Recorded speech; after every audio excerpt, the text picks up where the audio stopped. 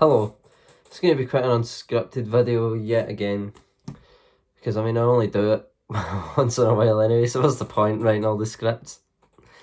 I'm going to talk to you today about why you should have a clearly defined ideal for yourself, because in my opinion, if you don't have an ideal and you're just kind of floating along thinking, I'm just going to live my life the way I'm going to live my life, then you're kind of leaving yourself open to being taken in by anything, really, aren't you? Like,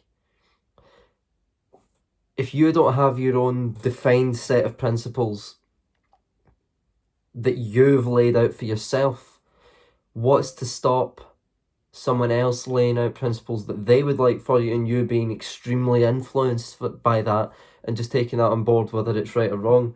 This is quite a Nietzschean argument. Basically, be the Übermensch, live to your own ideals, create your own ideals, don't be taken in by false ideologies, don't be taken in by cults or religions. Build your own ideal and strive towards that.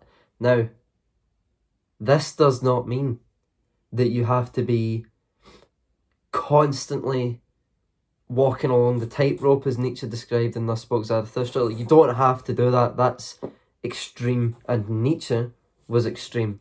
But you should at least have the ideal there and the principles there that you want to follow. Like, you should at least have some sort of outline for how you want to live your life rather than just floating along, gathering dust as you go, because the dust will be the ideologies and they will slow you down and they may eventually kill you if it gets bad enough. I suppose I would contrast this with with Lao Tzu's way of viewing the world. It's Tao Te Ching, by the way. I would definitely contrast Thus Spoke Zarathustra, the view of the world put forward in that, with the Taoist way of viewing it, which is why I always kind of think it's weird that Jordan Peterson uses the two of those. It's understandable in one sense because you need a balance of that kind of thing. That you can't just be constantly flowing down the river and just accepting whatever comes to you, but you also can't constantly be walking along the tightrope expecting 100% perfection all the time, because that's not healthy for a human mind. Can't do that, as shown by Nietzsche's madness, I think.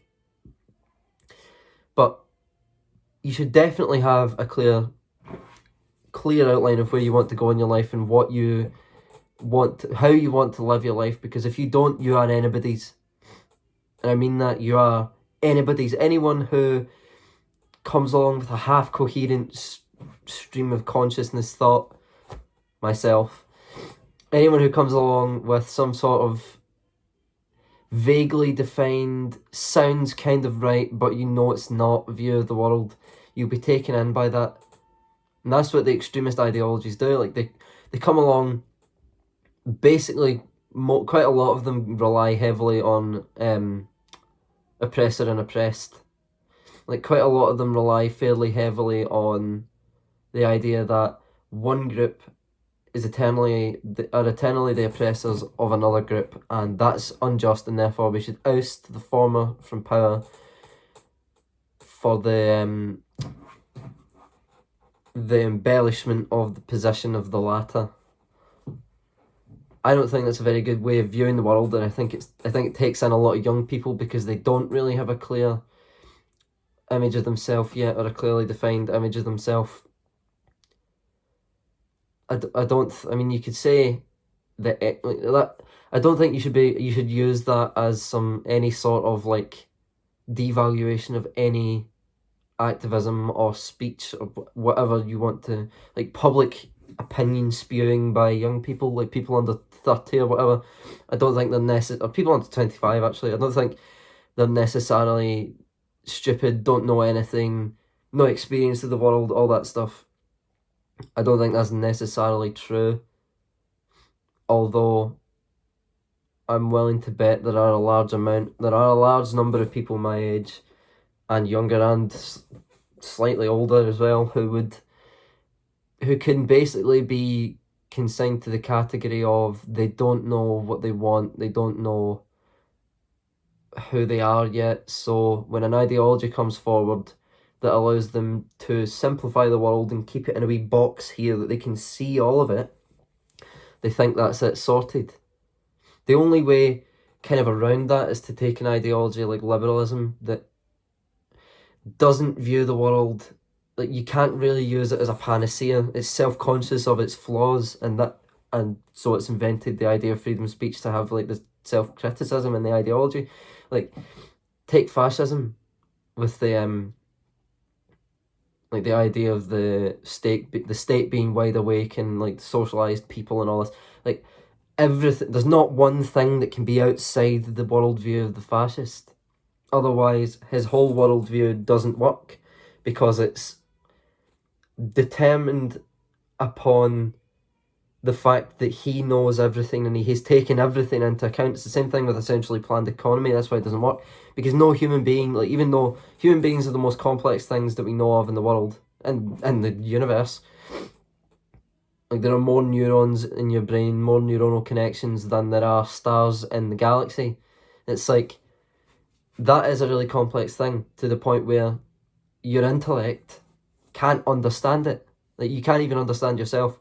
So why you would be able to understand systems built up by millions of yourself, like millions of people, why would you be able to understand that? And why would a committee or a group or a council or a centralized body of people be able to control everything that's in it?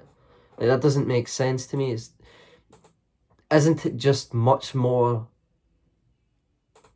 reliable, let's say, to allow the economy to unfold itself? It doesn't have to be everything.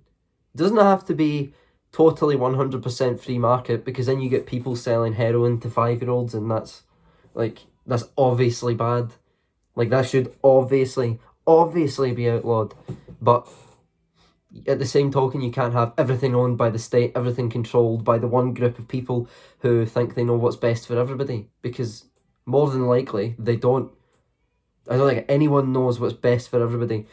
People barely even know what's best for themselves, let alone millions of people, or like the constituents of a council area, or the citizens of a nation. It doesn't flow with all of our understanding about human beings, which is so little. Again, it's so little. Why would you dare to presume that you know how to run the system?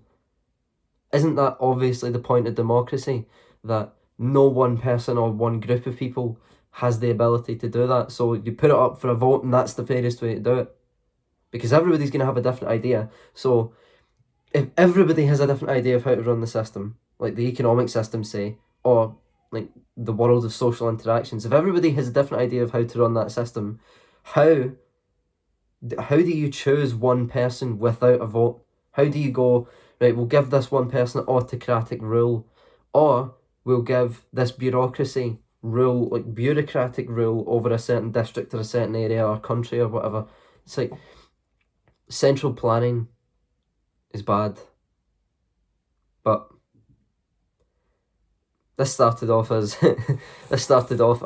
talking about principles and why you should have a set of principles and goals for yourself in your life.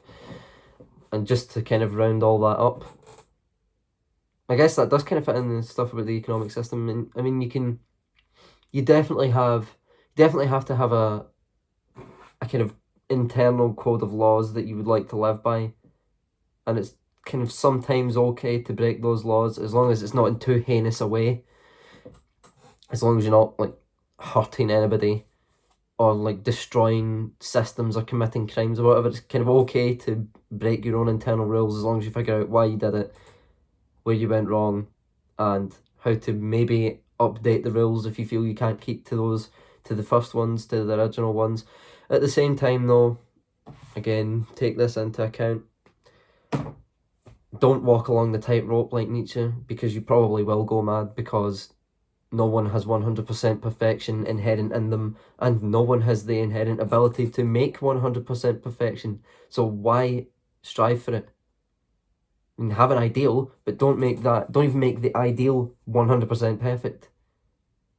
Because then it's not a human ideal, is it? Then it's God, basically.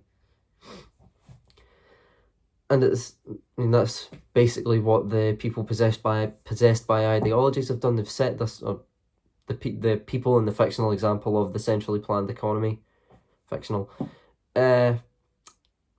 they have set themselves a goal that's far too high for their mere worldly abilities. That's broken. Their mere worldly abilities, and they should probably focus on their own lives when it comes down to running the entire system, unless they're politicians, in which case even then they still don't have like singular authority. They still have to get it past the people. They still have to get elected, which is the wonderful thing about democracy. Thank you, everybody. If you enjoyed this total ramble, then subscribe.